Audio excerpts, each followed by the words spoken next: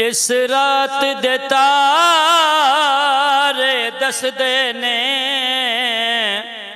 अज अर्श सजाया जाना है। गारा विच रोवन वाले नू मेहमान बनाया जाना है।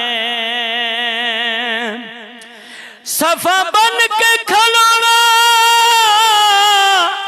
नबियां ने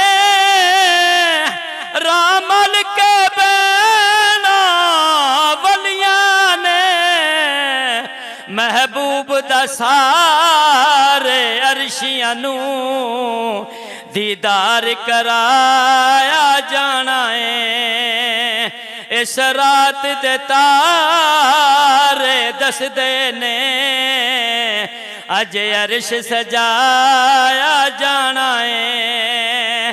गारा विच रोवन वाले नू मेहमान बनाया जाना